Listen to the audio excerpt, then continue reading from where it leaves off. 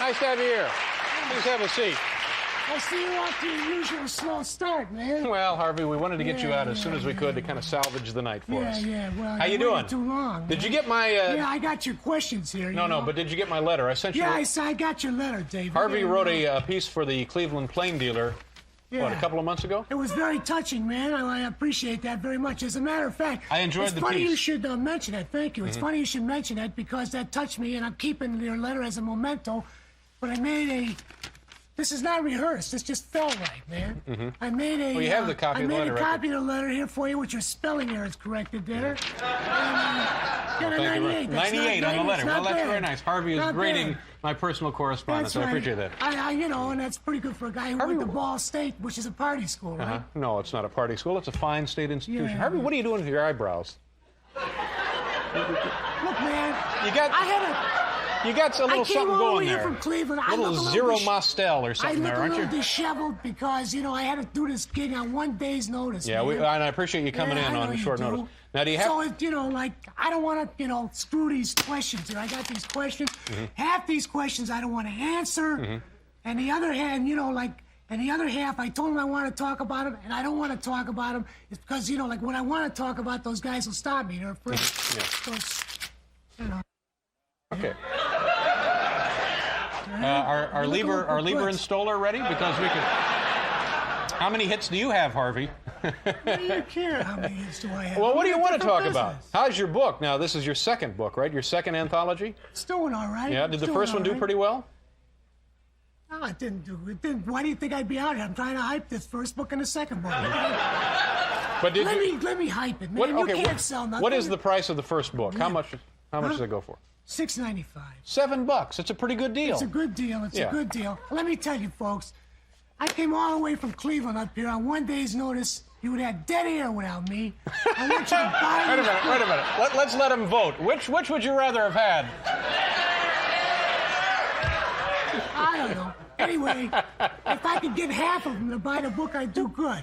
All right, this is $6.95 and $7.95. Now, this is good stuff, folks. Yeah. Now, it's entertaining reading. I think it's fun. It's more than that. It's deep, man. It's deep, yeah. So it's deep. Yeah. Now, look at here. This is, this isn't this superhero crap. This is the good stuff. This is about life here. I've been praised by the New York Times here on the back. Yeah.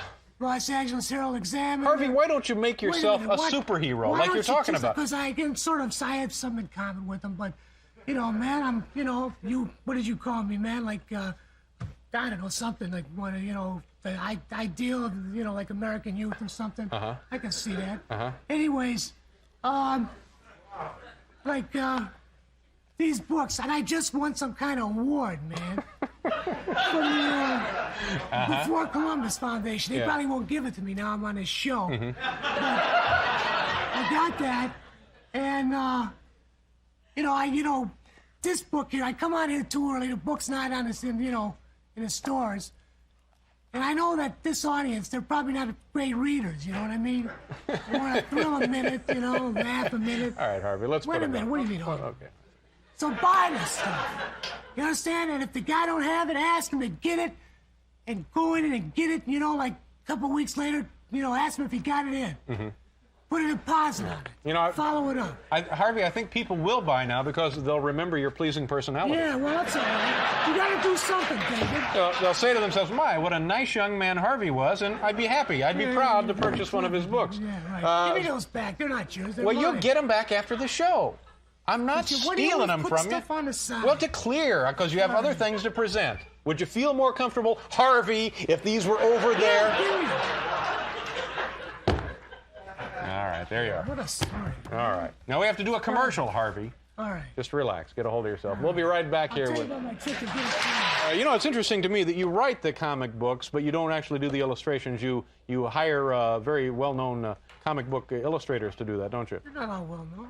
There's a couple of them that are well-known. Well, what, R. Crumb? Is that the guy? He's pretty well-known. Sure, yeah. Does he work on this one? Yeah, he worked on it. Yeah. No, I think that's interesting. It's a nice approach. Don't you think that's interesting? Yeah, it's a nice, interesting approach. But do you find, Harvey, that people are less than satisfied when they discover that you're not actually drawing the photos, the drawings, rather?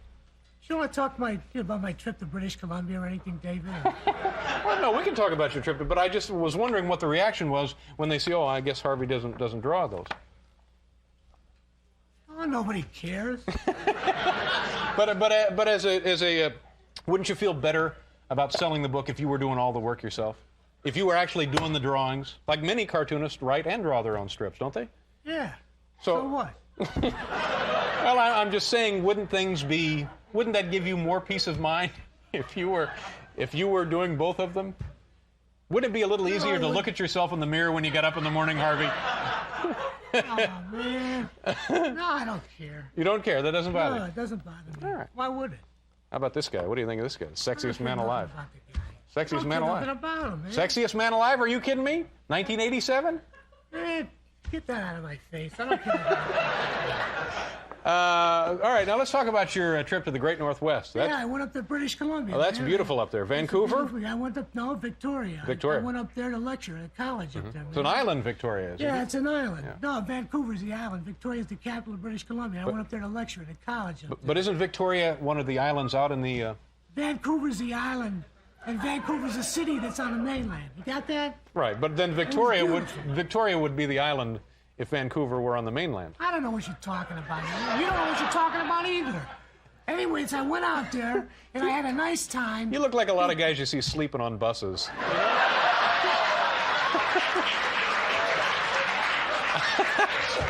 I'm sorry. It's all right, man. Sorry. I had to do the show on one day's time. I look a little disheveled. No, you look fine, Harvey. You're I don't impeccable look too dresser. good. Tonight I don't look too You good don't look myself. Too good. No, saw I you know. with that LA Dodgers, that yuppie thing you had on. It was not. It was a gift from the manager of the Dodgers. Yeah, sure. Yeah.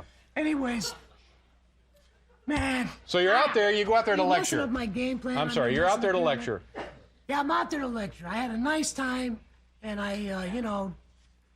me and my wife went out there. Joyce? Yeah, my wife Joyce, and it was very nice. And She's a nice woman. I've met her. Yes, she's very nice. You never met my wife. What are you lying for? Oh, that's right. I forgot. Yeah.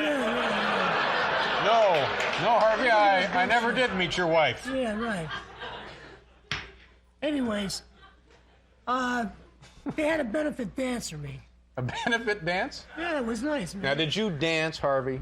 This was before I went there, man. Oh, They I had see. a benefit dance, but the band was the Rod Ponds. The Rod Ponds? Yeah. It came to a guy in a dream, the name. Oh, God. All right. Yeah. Benefit dance to raise money for... For me. I see. I got $15, man. That's pretty nice. Yeah. And you blew it all on clothes. So anyways, you know, Sorry. it's all right, Dave. Have a good time. I know. We're doing what we can. All It's right. your world. I'm just living in it. Yeah, I know. Did you find? I find that part of the country is It's beautiful majestic. country. Yeah. It's beautiful country, Dave, Yeah. and it puts me in mind of the days when I was running around the country wild and free Mm-hmm. with a couple other big buddies of mine before they became big celebrities and media stars like me, Robert Redford and Tom Brokaw. You spent time with Robert Redford and Tom Brokaw? We were great friends together. We had a good time together. We were clean living guys. Was this college We or had a good something? You went to time. college we were together? No, we were just struggling guys out in Hollywood and the West out there, and we were trying to make it, man. And we liked to go out there and whitewater raft and rock climb and stuff like that. And we had a good time. You do a lot of rock climbing to this day? Yeah, we do a lot of that stuff, Yeah. and there were a lot of guys wanted to hang in there with us, hang out with us and stuff. But like Burt Reynolds always wanted. is that to, right? But we wouldn't let him in the group. Why not? Because he wasn't clean cut enough for us. He's got a nasty mustache, so we, Yeah. What did you say to Bert? we told him cut it off, man, and come back. We'll check you out. Okay. It's Yeah. fun, Yeah. He's doing all right now. No, he's doing all right now, and we're all doing all right now, But I aren't see we? that, yeah, right.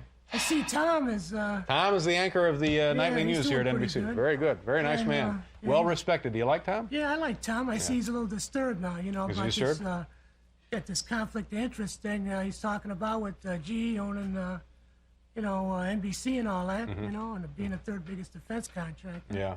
It's rough, man, So that will make his job more difficult to be a reporter of what's going on Well, in the world? you might have the conflict of interest, Yeah. with all that. How you doing with Robert Wright? Yeah. Is he doing okay? I think so, That yeah. stuff, about dead silence, man. I had this whole thing I was going to do. Sorry, Harvey. Don't be too bad. Oh, well. Don't be too hard on yourself. You'll get used to the dead silence. Yeah.